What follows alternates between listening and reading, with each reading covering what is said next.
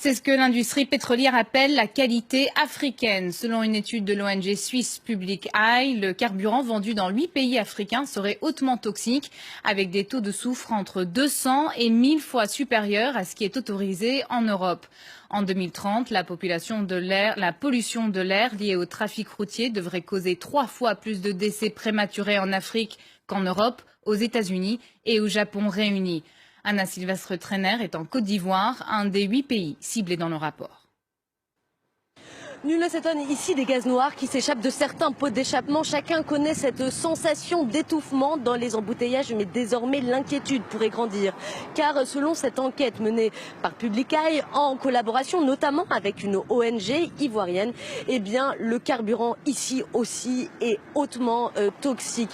Dans l'essence, le taux de soufre est 15 fois supérieur à celui autorisé dans l'Union européenne. Pour le diesel, c'est encore pire, il est 350 fois plus important et cela est possible parce que les normes ivoiriennes le permettent. Les ONG en appellent donc à la responsabilité des autorités. Écoutez. Nous interpellons le gouvernement de pouvoir revoir véritablement sa politique de sorte à permettre que le taux de soufre, le taux des produits qui sont mis dans le carburant de sorte à pouvoir être mis à la disposition des populations, soit revu et que cela soit sur la base des normes internationales, des normes européennes ou des normes américaines. Une législation plus contraignante, c'est possible selon cette ONG si la société ivoirienne qui raffine une partie du carburant ici en exporte au Mali et au Burkina Faso par exemple, eh bien si elle réduit le taux de soufre, il n'en coûtera que 20 francs CFA par litre pendant 10 ans. Cela ne coûte donc pas très cher et cela aurait un grand bénéfice pour la santé car selon cette enquête, si rien n'est fait d'ici à 2030, 30 000 Africains pourraient mourir prématurément à cause des carburants. Plus tôt dans la soirée, nous avons parlé avec Marc Guénia qui a participé à l'enquête de Public Eye. Il nous affirme que les 3 sociétés pétrolières suisses ciblées dans le rapport ne sont pas les seules à vendre du carburant toxique en Afrique.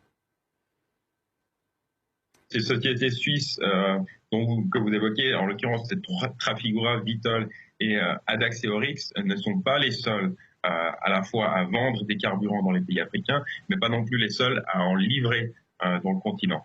Donc on ne peut pas vraiment dire que ce sont les seuls responsables, ce n'est pas du tout le propos d'ailleurs qui est le nôtre. Ce que nous on dit, c'est que ces sociétés occupent des parts de marché qui sont importantes et qu'elles ont une responsabilité par rapport aux carburants qu'elles commercialisent. Il y a quelques instants, notre correspondante à Abidjan nous disait que ces taux de toxicité sont permis par les gouvernements eux-mêmes, au moins en Côte d'Ivoire. Alors à qui la faute finalement ?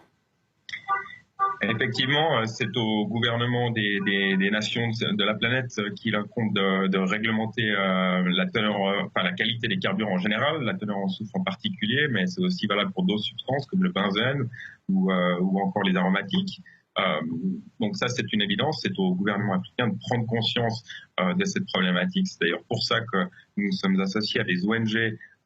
Vous l'avez dit, notamment en Côte d'Ivoire, mais aussi au Mali, au Ghana et au Nigeria, pour qu'ils mènent campagne dans leurs pays respectifs et sensibilisent les autorités à cette problématique. Maintenant, de notre point de vue, même si la vente de carburants toxiques par les négociants internationaux et ceux que nous pointons du doigt en particulier est légale, ça ne signifie pas pourtant qu'elle est légitime. Parce qu'on est face à des sociétés qui ont un modèle d'affaires, et ce modèle d'affaires, ça consiste à profiter de la faiblesse des standards en vigueur en Afrique pour écouler des carburants toxiques dont le prix est évidemment la santé de millions d'individus. Par ailleurs, je voudrais rappeler ce que disent les principes directeurs de l'ONU relatifs aux entreprises et aux droits humains, c'est que lorsque la législation d'un pays est insuffisante pour protéger les droits de l'homme, dont le droit de la santé, lorsque une société opère dans un pays comme ça, la société ne peut pas se contenter du cadre légal, elle doit aller au-delà. Et justement, quels sont les risques pour la santé publique dans ces pays ? En ce qui concerne la teneur, bon, ils sont multiples, mais la conséquence majeure, c'est la pollution atmosphérique et puis, au final, des répercussions sur la santé.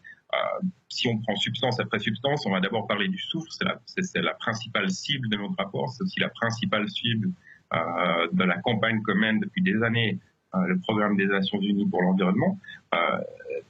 La cible, c'est le soufre pour deux raisons. Tout simplement parce que le soufre est intrinsèquement nocif, il contribue à l'émission de particules fines qui viennent se loger profondément dans les poumons et qui peuvent provoquer des cancers des poumons, qui peuvent provoquer des maladies cardiovasculaires ainsi que des maladies respiratoires. La deuxième raison de s'intéresser au soufre en particulier, c'est que le soufre est corrosif et détruit les technologies de contrôle des émissions, dont par exemple les filtres à particules, ce qui signifie que le problème du soufre, c'est non seulement que lors de la combustion, vous avez du dioxyde de soufre qui est répandu dans l'atmosphère, mais aussi d'autres substances comme le dioxyde d'azote, par exemple, ou le monoxyde de carbone, qui sont répandues en quantité qui ne serait pas nécessaire d'avoir dans l'atmosphère. Et à qui profite ce carburant toxique si le carburant est vendu ailleurs dans le monde avec des taux bien inférieurs? À qui est-ce que ça profite justement de vendre ce carburant toxique en Afrique?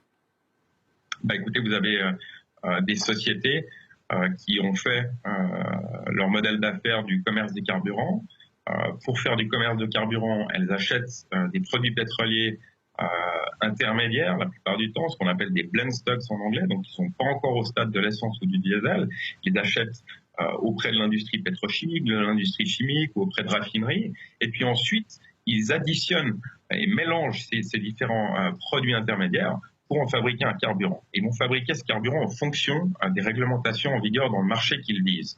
Donc si le marché qu'ils visent, c'est le marché européen avec ses règles strictes, sa faible teneur en soufre, l'interdiction quasi absolue du benzène, etc., j'en passe, ils vont fabriquer un carburant avec des composants qui sont propres.